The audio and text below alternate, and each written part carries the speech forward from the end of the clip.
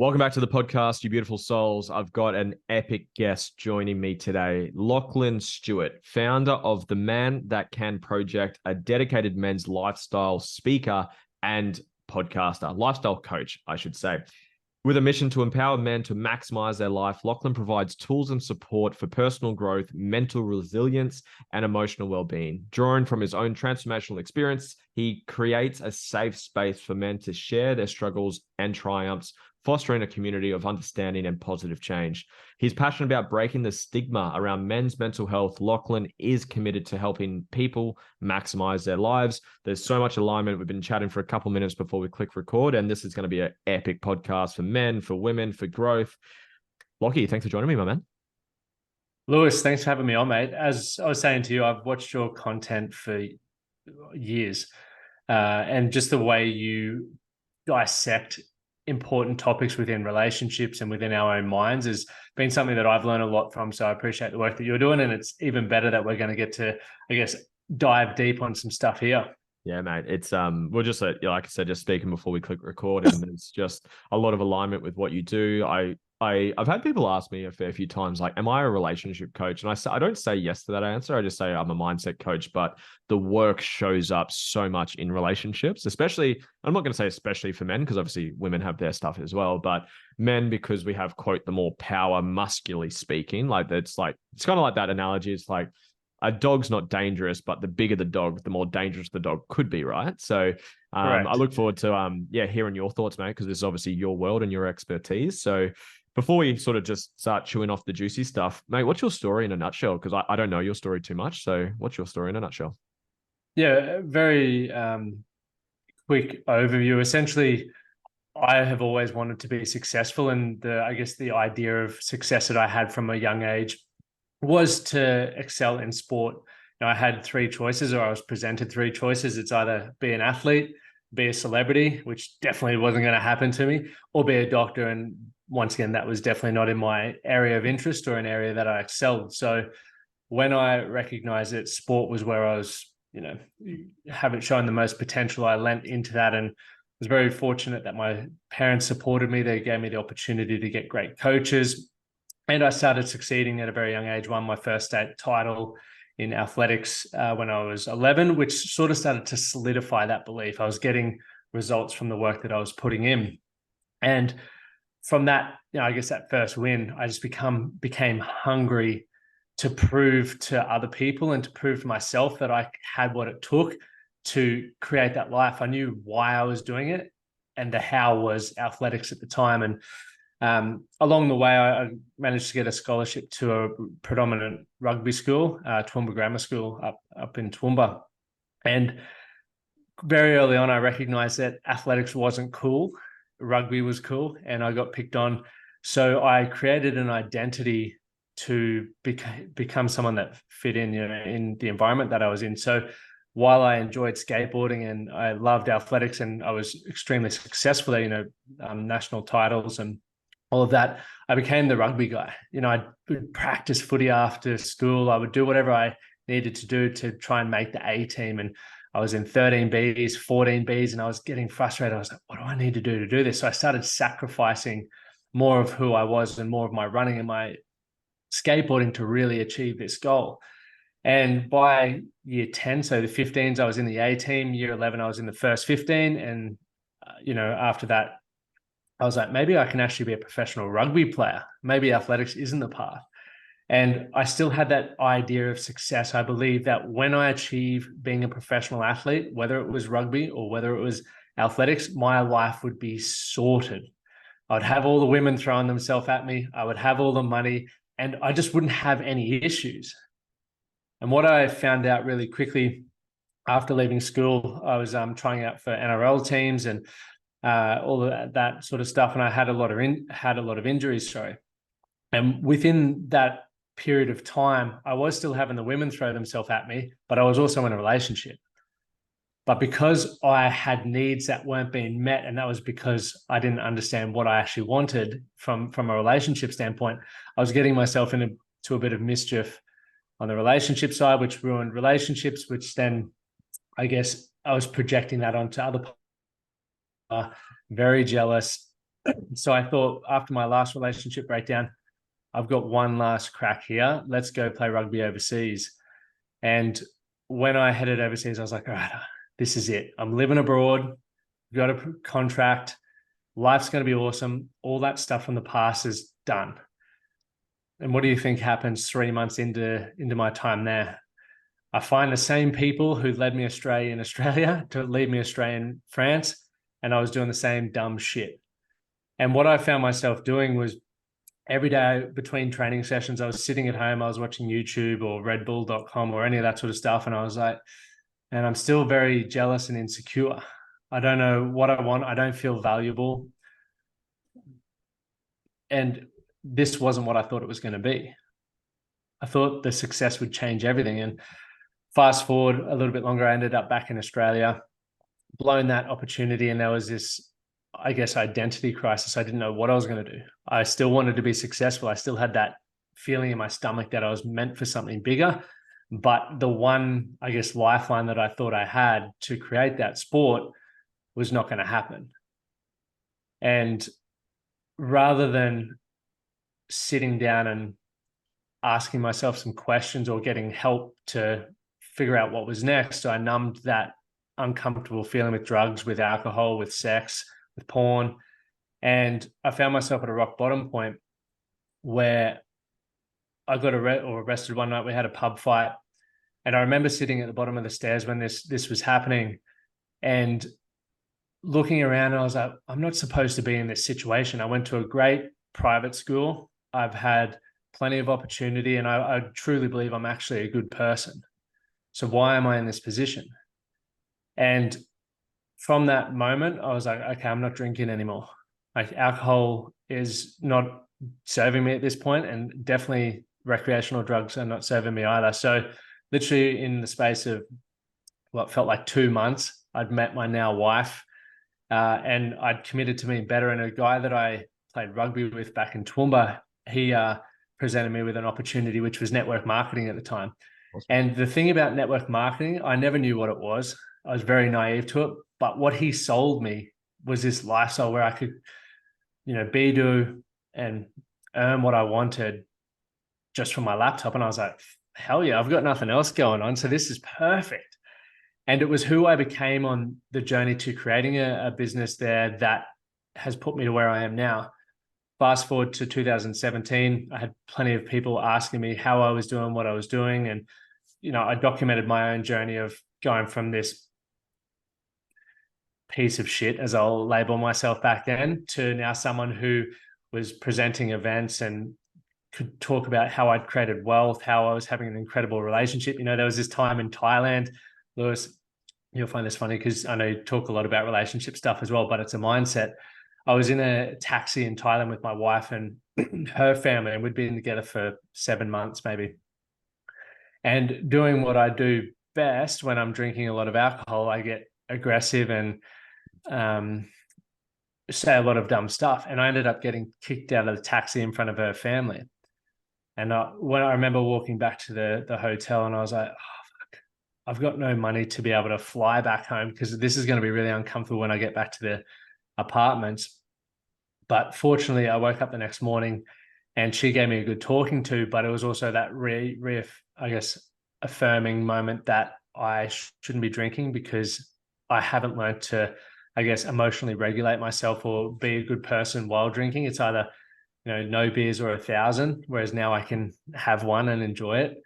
And yeah, that whole process has led me to where I am today, just by documenting my own journey and really trying to understand why I feel certain ways, why I have got results in certain areas and why I haven't, and who I want to be and what I want to stand for. That was a little bit longer than I wanted to, sorry, but that's good, mate. No, I've had one guest who went for 45 minutes on their story. So, mate, that's beautiful. And just something I really admire about that is just your level of self-awareness and your ability to admit to yourself and say, look, I'm jealous, I'm insecure, I want to do something about it. And I want to get my life together. I want to make those changes. Like, if you were to go back then, what was like the inner dialogue for you to actually not only become aware of it, to actually say, you know what, I'm going to do something about it? Because I can just picture, and I obviously know so many people. I actually, funny little story, literally this morning, one of my brother's mates, and back in school, when I did Herbalife, so I did network marketing as well. I started doing Oh, awesome. setting goals and doing things. And his mate, I won't use his name, but he would come over to our house to hang out with my brother, and he's like, "Oh, how's your goals going, mate?" And how Mr. Motivation and all this stuff. And literally this morning, my brother called me and said, "Hey, this person, he's struggling, and he wants to come to your event that you're running." I'm like, "Oh, that's cool. Like, it's actually starting to sort of come full circle." But it's the self-awareness to actually admit, hey, look, like where he's probably had X amount of pain, he's had X amount of challenges, he's probably 28, 29 now. And it's like, and he said he's broke, got no money, life's shit. And it's like, that was kind of the catalyst to wake him up. What was your catalyst? What woke you up to not only be aware of it, but make the decision that I'm going to actually get my shit together for a better term and actually turn this around? My wife. So at the time, it was a completely different environment. And I recognized pretty quickly that how I spoke, what I did in my spare time would not fly around her. But there was something in her that I really enjoyed. Like, she gave me the ability to, I guess, express who I was in a way that where I didn't feel judged. And I think previous environment stopped me doing that in the past. So to be able to have essentially a fresh slate, fresh start, sorry, where I could just go, this is who I am. This is what I want to do. Because as I mentioned earlier, Lewis, I built an identity to fit into the rugby crowd. That was very different to who I was prior. Yeah. So to be able to then have that, I guess, that pain of fucking things up and my life going nowhere, I was like, I'm prepared to, be myself and really live a life that I'm proud of, and whoever wants to come along for the ride will be there. Love it, man. Love it. I'd like to go into your work. So what do you do? Like, if you were to give me a bit of an elevator pitch, what do you do for men? So what is the work that you do? What are the problems that you solve? Like, how do you answer that question?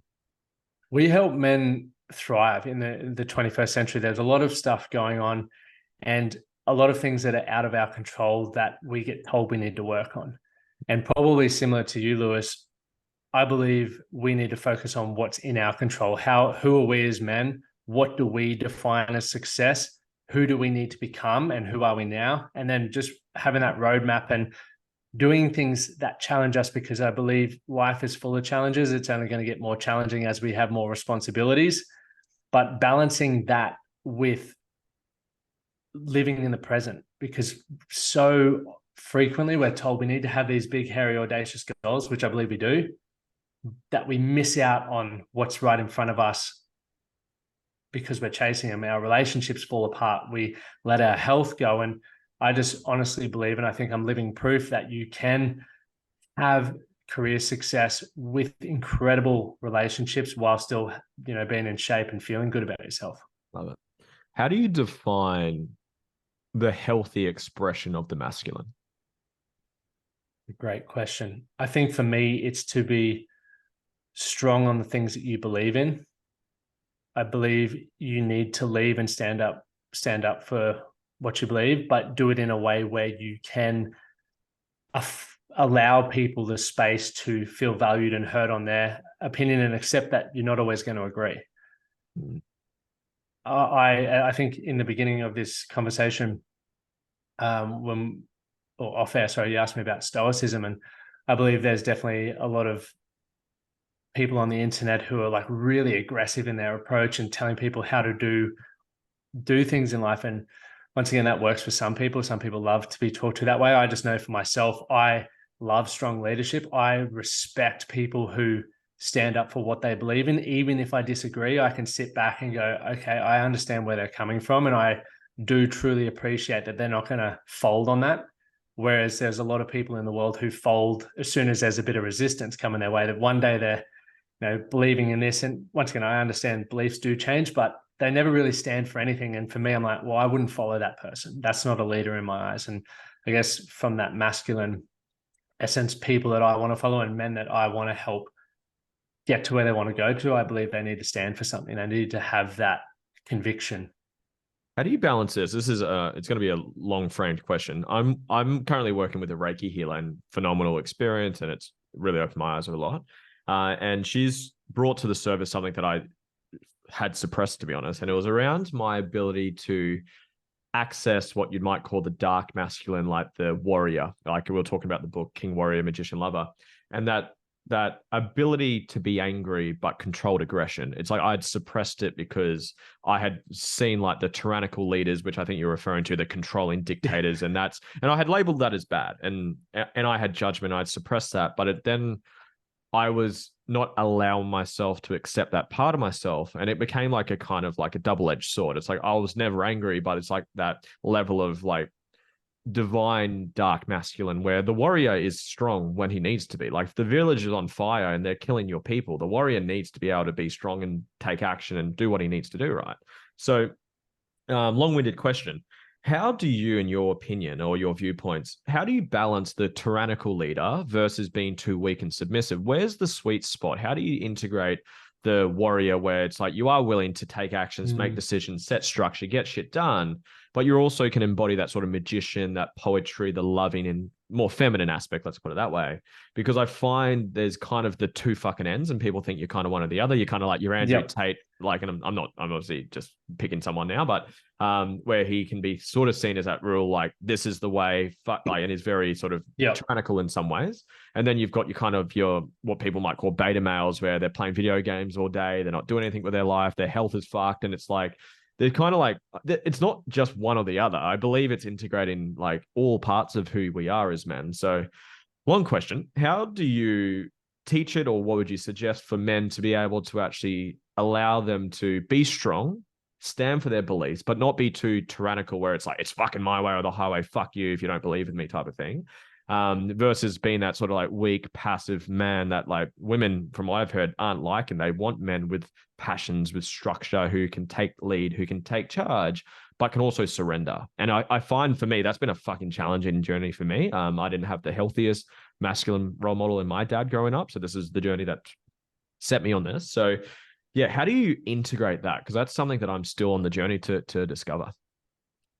It's an awesome question, a really, really cool question. And when people look at, for example, Andrew Tate, and then you've got the polar opposite, the unfortunate thing we don't see enough of in society is we aren't around enough men who are successful in certain areas. So the reason why I started the Man That Can project, when I got a message one day, I recognized pretty quickly that I didn't have healthy role models in so many areas. I was competitive as all buggery, but everything else in my life sucked. My communication, my ability to treat people well, my self-talk. So I remember one day going, man, if I could restart this whole thing or build a life, I just want access to men from all walks of life who are successful in business, who are successful in their relationships, who are successful in their bodies, who live amazing lifestyles. I don't just want to know what it took to be successful. I want to understand the sacrifices, the shit that went on in their head in order to get there. Because people don't talk about this enough. So you've got, for example, on social media, especially because we have to be polarizing. Unfortunately, that's what grabs attention. So I understand that not enough people maybe do. So the people who have the biggest audiences are generally polarizing to some degree. But when you meet them, they may be very different, right? So when I look at going, okay, if I want to be hugely successful and I need to build an audience, I need to be like Andrew Tate. No, you don't. Why do you think that? Because I know for myself as a man, I, once again, can appreciate how the conviction that he speaks with, I admire that. There's things that he says that I disagree with, but I don't allow them to upset me. Because once again, I believe I understand why he's doing something. And even if he does, right, it's out of my control. I then look at the people who are on the polar opposite, who are sitting at home playing video games, who may be low in self-esteem and lacking confidence. And I go, if I was in that position, because I have been in that position when I wanted to kill myself, what did I need? What kind of leader did I need to help pull me out of that hole? Because Andrew, the tyrannical leader, is like pushing people, like, just, you got to be better, you got to do more, it's not enough. And then there's people who just need to be pulled out of the pit. So I understand that I'm still driven, and shit that I'm working on is like, I'm so driven to prove myself to my dad, to other people, that I can do something great.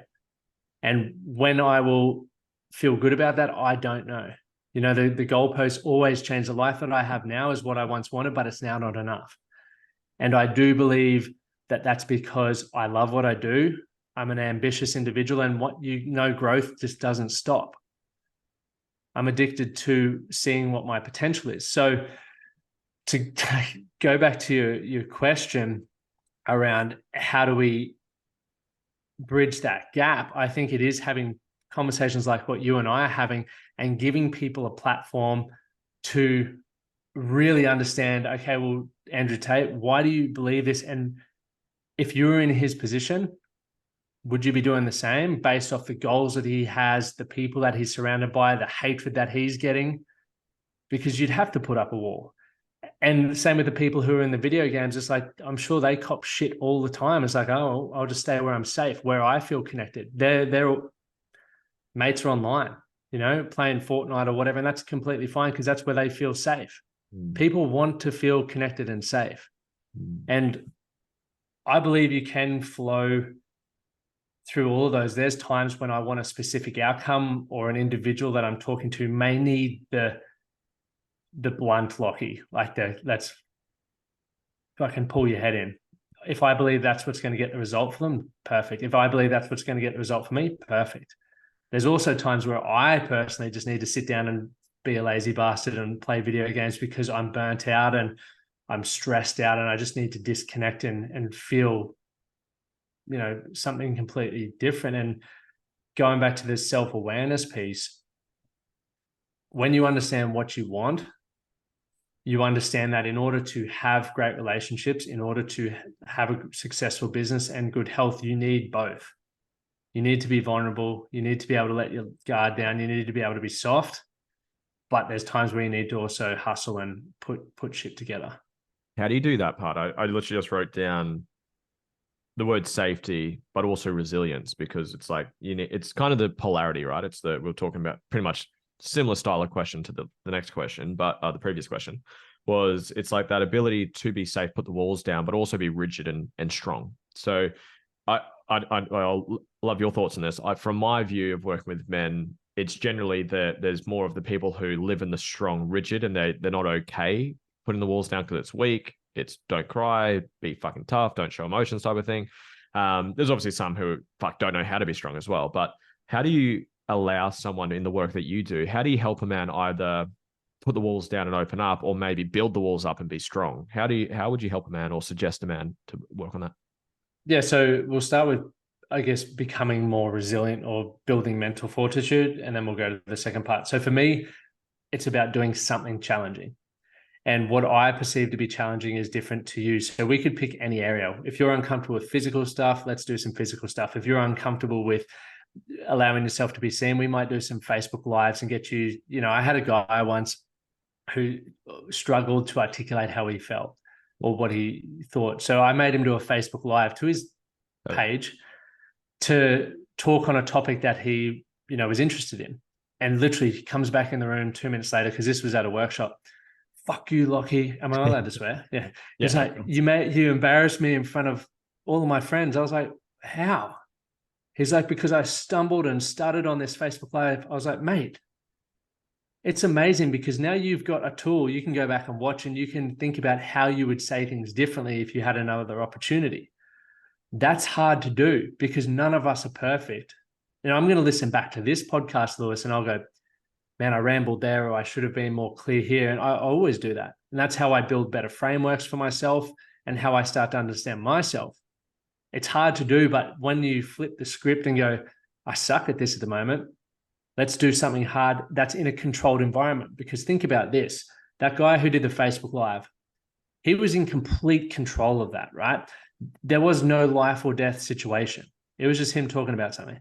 But imagine if he was to meet his future wife, or he was in a long-term relationship and there was a serious conversation happening and he stuttered and stumbled and couldn't articulate how he felt, and it led to a divorce or it led to a big argument. That's a bigger issue. Same with individuals who, we can have controlled adversity. Like for me, at the moment in the States, it's like, it was -1 today. I jumped in the ice bath. It was freezing. That's controlled adversity, because if I want to, I just get out. But by sitting in there, I go through the same processes. Oh shit, this is scary. Or what if I die? Or what if I freeze? All of this stuff goes through your head. And what if something like that happens in my life? For example, if I'm about to go bankrupt, it's like, I've been through these thought processes before. I know how to respond. I know how to remain calm to deliver that outcome. So that's why even for me, it's like one of the fifth framework that we look at is doing something hard, because in a controlled environment, it prepares you for when things get hard. And once again, the perfect example for me is a lot in my relationship. In my earlier years, I would just snap. Like I would just scream and yell because I didn't know how to deal with pressure or with being questioned about things. So that's the resilient piece. With getting people to be softer and learning to be more vulnerable, for me, it's a lot about talking, but also having relatable experiences. When I share things that have gone on in my life, or, once again, that taxi story in Thailand, a lot of dudes reach out to me because they go, oh man, I've got a problem with alcohol. And then we can start diving into that. It's just asking questions, allowing them to feel valued and heard, allows them to speak more and more. And it's not about criticizing or chastising people. It's like, and I can relate to that, or tell me more about how that felt, or why do you feel you did that? Because a lot of people, once again, Lewis, and I'm sure you get this a lot as well, they go, I don't know. It's like, I don't know is you just trying to avoid an answer. You do fucking know. So if you were to know, what would it be? And then here they go, because now they're talking about something that they're like, oh, I'm not going to accept it just yet, but we can talk about it. And it becomes this snowball effect. And I believe I'm extremely gifted with that, because I can meet people even over here, and after about 8 minutes, they're telling me their whole life story. I'm like, cool. I get to learn, and it helps me be more open to them as well, because we've now just created this, like, there's no limit to what we can possibly talk about. Beautiful, man. Did you answer the second part? How does the softer part? Yeah, the softer part. So do harder things. Was that the answer to that one? No, so sorry. The first part I was talking about was do harder things to build that mental strength and I guess become stronger. And then for me, it was the second part was how to become more vulnerable, softer and more vulnerable. Yeah. Beautiful. Sorry, I should. No, I was lost in the story. You're a good storyteller, so I was like, maybe I got lost in trance just then. So sorry. No, mate, no, that was beautiful. The question that I wrote down as you talking was, you just spoke about vulnerability and being able to, I guess, access more parts of who you are, and then whatever degree of the access you go to, you can access more parts of you as well. Like for me, I was suppressing the anger, but then it actually didn't allow me to express the full spectrum of who I am as an individual, as a spiritual being. What are you currently working through? What are you currently healing through, working through, a challenge that you're experiencing with your relationship, or you as a man personally, or might be business? What's something that you're currently working through? I still don't believe I'm good enough. Like I still don't feel worthy. I work with this with my psych a lot, and I've got a coach as well. And it's like the thing that never disappears. I can look at a lot of things that I've achieved, and I definitely know that's like, wow, you've done well. But for whatever reason, I can't allow myself to feel worthy of just settling. And I feel every day I'm religious in getting up at a certain time so I can get my routines done, so that I can prove to myself that I'm still on the 8 ball. I can achieve greatness, and I'm working to good things, but there's so many moments in my life where I just want to just be able to stop and really just go, Lockie, you're doing well, man. Just take the day off. And I struggle with that every day, Lewis. And once again, it comes up. I see a psychologist every month, and we talk about it every month. I feel there's part of me that doesn't want to accept that I'm worthy, because I feel a lot of my drive comes from a place of fear. The fear of not being good enough. And I kind of weirdly like that. So it's like this weird dance I'm doing. Nah, mate. If you want to chat off air, I love that conversation, because that's pretty much the conversation I have a lot with my clients. It's like the wound gives you the drive, but if you don't ever actually heal the wound, it's still coming. You're acting out of a wound. Sorry. So it's acting out of desperation, not inspiration. And if you heal the wound, it will go away. I've never yet to experience that. It's like, once you've healed it, are you just going to go sit on the couch? It's like, probably not, right? You're going to keep doing what you're passionate about. But for anyone listening or for anyone that can relate to what you've just shared, Lockie, like what I would be doing is finding when was the first moment you experienced not being enough. And you just mentioned dad. I'll be finding the moment where that decision was made, where you played a game, you got an F on your test, he didn't make you feel seen. You're like, Dad, I just did this. Sorry, son, I'm busy. I'm on the phone. Like literally something like that could make the decision, I'm not enough. And then you're spending whatever X amount of years now trying to compensate for that, but you're trying to fill a void that's unfillable. And it's like, it gives you the drive, but it also, it's like, it's very exhausting. So, but for anyone who's listening, is I would recommend find where's that actually stem from? Where was that seed planted? Go and dissolve it or heal it or integrate it or whatever technique you want to use. And I've got plenty of those techniques. And then the actions might not change. It's the energy behind it, right? It's like, fuck, I feel like I have to do it. It's like, have to, ought to, got to, should. You're projecting someone else's viewpoints or modalities or values on who you are versus I'm fucking enough. I'm loved. I'm abundant. I'm infinite. And this is what I would love to do, which will probably be the same thing. You probably just keep doing what you're doing, but there's less friction and less exhaustion with it. But yeah, we can probably chat off air if you want to go into that, man. But thank you for being vulnerable, bro. Let's go relationships. How does this work for you and the work that you do with men? How does this show up in a relationship from the aspect of how does a man hold himself in a healthy way in a relationship? The biggest one that sort of comes up with what I've seen and some of the videos I talk about is the ability to create a safe space for your partner, but also balance the structure and the direction for the relationship as well. Like I've done a course, it's a sexual mastery course for men.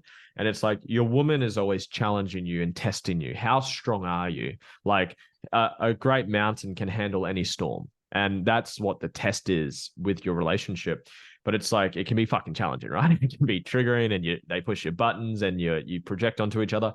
So in whether it's in that angle I just said or another angle, how does a man hold space, structure, be the best version of them within a relationship in a healthy way? Once again, another great question. For me, initially, it always stems back to what I want as an individual, because so many of us become dependent on the relationship that we let go of any standard we once had. So when I recognized why previous relationships had failed and I started doing the work on myself, I needed to get to a point where I would be comfortable if our relationship broke down, because I understand that I'm capable of still creating a life that I want to live, but projecting all the energy and resources that I can to make the relationship work because it's what I value. The way I look at it is, what do I want and need and desire? And now what does my wife or partner want, need, and desire? Are we on the same page with all of that? I'm sure you've probably read 5 Love Languages by Gary Chapman. And for the first couple of years within my relationship, Amy would always give me gifts. And doesn't float my boat at all, but I'm just always getting gifts. I'm like, what is going on? I appreciate it. Thank you. But why? And then I read that book and I never gave Amy gifts. Like I maybe gave her flowers in the beginning, but then I read that and I was like, hers is, gifts. Whereas for me, it was quality time. And so when I thought I was doing a great thing as a partner by just always giving her my time and being like a little Labrador all over her, she didn't like that as much. Like she obviously does appreciate the time. So when we got clear on how to express our love to each other, to give and receive and sort of meet in the middle, that then became important to a degree. The third thing we look at, once again, I'm just speaking from my relationship, is having individual goals. I feel so many people build a life together. Once again, we're building a life together. We've got goals together, but we're also very independent in what we're creating. And I find nothing more attractive. Sorry, it's the most attractive thing when I see my wife going after creating what she wants, and I can also support her. So when we look at like our roles, for example, even like we do whatever we need to do to help the other one win. So some nights that means I'm cooking and cleaning. Other nights it might mean she's cooking or cleaning. Sometimes if I notice she's slacking off from her goals, I'll give her a bit of a pat on the bum to be like, wait, this is what we said we're going to do, because I know that if she's not progressing, it's going to bring her mood down, which will bring our mood down. And she does the exact same thing for me. She just did it literally 2 days ago. So that's how we're then redefine, or I guess getting clear on how I want to show up in the relationship. Then ultimately, it's how I join the relationship is not going to be, not going to be, the man I was when I joined the relationship is not where I'm going to be, and I shouldn't expect the same of her, which means we need to keep dating. We went through a period maybe 4 or 5 years ago now where it got really flat and we were just housemates essentially. And we'd stopped dating. And once again, the way to make anything successful is the fundamentals of what made it great in the beginning. And if you think about dating, it's like you're changing every, I know you just did your NLP refresher again last week. So it's like the second time you've done that, or I don't know how many times you've done it, but you would have learned a bucket load more, but it shifted some more beliefs. So I imagine even for your partner, needing to go on a date night with you to work out who the hell you are now is an important thing, rather than just going, Lewis is still the same bloke he was last Saturday. So all these experiences that we're having, like my wife's going to a massive industry event tonight. I need to learn about that because I don't know who she met or what's happened or what's coming of that. But if I just assumed she was the same person, once again, I'd just sit on the couch, she'd roll in home and I go, awesome, well done, have a good night. So I believe ultimately we need to take responsibility for who we are, our drive and ambition. We need to be on the same page in supporting and understanding what your partner or significant other's drives, ambitions and desires are. You need to communicate effectively about those things, whether they are or aren't being met, and then just still have fun with it.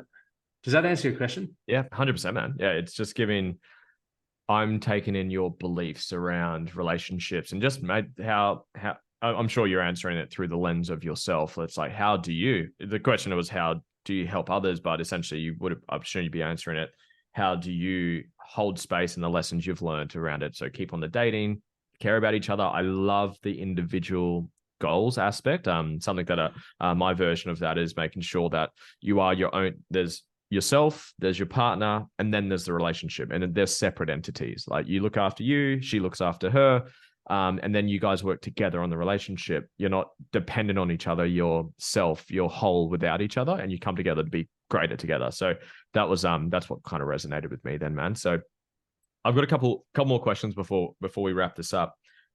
What do you think about a lot, but you don't talk about a lot? You can take your time with that question because that normally gets people. I think about a lot. Or you don't talk about as often as you would like to talk about? To be honest, business. I have positioned myself as a men's health coach, and I love business and I enjoy the elements of that, and I don't feel in a position to talk about it as much. Maybe that stems back to this whole worthiness thing, but I really enjoy talking about that. Another thing, I guess, if we wanted to go more into mindset kind of stuff, it would be, why are so many people not maximizing the potential that they have in front of themselves, especially in a time like now where we have access to more information, more community, if we want to look at online, and also the people that we surround ourselves with. And there's more people than ever from all ethnicities, genders, all of that sort of stuff, doing crazy stuff that we didn't think was possible. So why are more people not getting after it? What's your answer to that question? Fear. How do we work through that?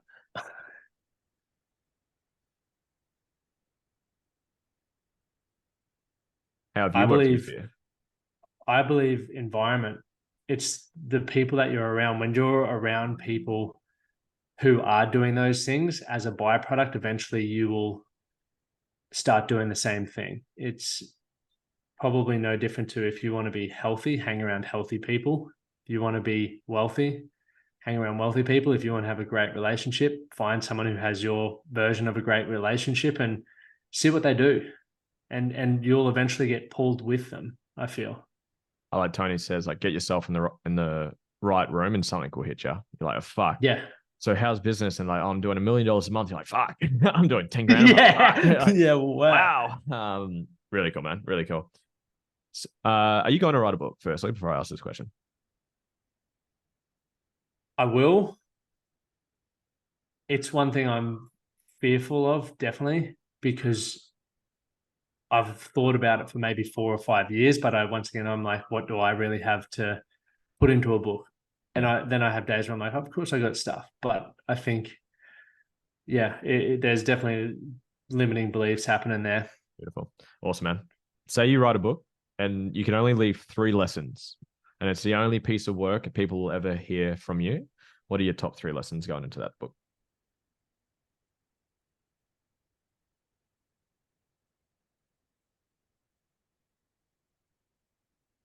The first one is seek to understand before being understood. I read that from Stephen Covey and loved that. That helped me stop trying to project all of my beliefs and opinions on people and really try to understand where others are coming from.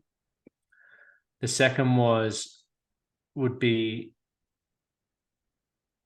just start. It's very cliche, but I feel that movement builds motivation. When you start doing something, you start getting more inspired to do it and you feel like you're on a roll. The third lesson I want to leave behind is nothing really matters that much. I think Bronnie Ware's book, 5 Truths of the Dying. Have you read that book? I haven't heard that book. No, I haven't heard of it. It's a phenomenal book, but she was a palliative. I'll just give you a 30-second summary of why it's important. She was a palliative care nurse, so spending time with people at the end of their life. And she got 5 truths out of them, or 5 regrets around what they wish they had done differently at the end of their life. I think I've heard someone reference this book, but yeah, this is cool. Keep going. Yeah, and it's not what you would expect. Yeah. So I read that book, and obviously, much like you, I interview a lot of people, and it always puts into perspective around what's really important. What we're building and what we think means everything. At the end of the day, on our deathbed, are we really going to care? So do what you want to do in the moment, because even if you make a mistake, people forget about it within a day. Yeah. That Alex Hormozi, I'm sure you're familiar with him. He put up a post about the Queen that passed away. I think last year before. It's like it was like 6 months after. It says like the Queen who was in charge for longer than anyone else, had more wealth than 99.99% of the world, blah blah blah blah blah. She passed away 6 months ago, and you probably haven't thought of her until in 6 months until this post.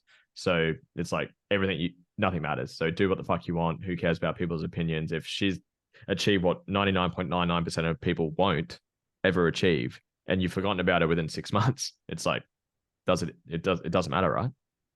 Exactly. I just want to even say, man, like even just speaking with you now, the best thing for me, because I normally don't jump on the other end of podcasts, but when I do, it shows me how far I've got to go. Like I get genuinely inspired. I watch how you host, and then I think about, okay, well, I could improve myself by doing this, or asking a question in this way, or the way that you reference things really well. And I think for a lot of people, they use that as a reason why they have to stop. It's like, I'm not good enough. And I do feel that to a degree. I'm like, man, I could be better. Yeah. But then it's like the flip of that is I've had a whole hour with Lewis learning from someone who's amazing at what he does. And now I can go away, listen to this and review it to be better, to help more people. Yeah. A belief that serves me, man, is there's no failure, only feedback. So it's like, what's the feedback? What's this helping me do? How can I learn from it? How can I be inspired by it? So beautiful, man. And thank you for the kind words as well. I do accept that. So, mate, is there anything else that you want to share? Is there anything else that's on your heart right now that you want to share with my audience, with the world, that you think could add some value? I just think now is the time to really go after living the life that you want. We have, as I mentioned, there's resources, all of that sort of stuff, and there's enough people. You have Lewis in your corner, you have myself in your corner to be able to make the changes. And the longer you put them off, the longer it's going to be until you get to where you want to get to. And every single one of us has the ability to live an exceptional life. We just need to work out what those blocks are, who we need to surround ourselves with, what it is specifically that we want, because too many people are vague. It's like, I want to, earn a lot of money, or I want to have a great relationship. Well, tell me what that is. Then we can help you get there. That's probably the last thing, is just like stop thinking about it and get going. Last question, mate, before we wrap it up. What excites you? What's exciting for you? Coming into the end of 2023, 2024 is coming up. What excites you? Growth. I've got a big year mapped out for 2024. There's lots of things that I now have times. I've removed certain areas of my business that kept me busy, but also took away time for me to really master other areas, the areas that I love the most. So things like storytelling, our academy, and making sure that the people who aren't having the results that they want, we don't leave them behind. So all of these things that I'm really excited, but for one product. And I know for myself personally, because how I show up impacts that. So I'm going to be healthier than ever. My relationship, a lot of travel. So a lot of great stuff's coming up in 2024. Brother, thank you for being here today, man. It's I've really enjoyed this. I love learning. I think one of the selfish reasons I do the podcast, I get to learn. I get free coaching off people. So it's been a really awesome conversation, man. You've obviously impacting so many people. You're going to impact so many more in your journey. How can people find you, man? If they wanted to connect, how Instagram, Facebook, LinkedIn, what's the best place? Yeah, the website, themanthatcanproject.com. It's currently being upgraded, so it won't be back online for about 2 weeks. I don't know when this is going out, but let's just say the start of 2024, it will be back up. But I'm most active on Instagram, so at Lachlan Stuart, Stuart. Brother, thank you so much for being here today, man. It's been an absolute pleasure. Thanks for having me, Lewis. I look forward to having you on my show one day. Let's do it, man.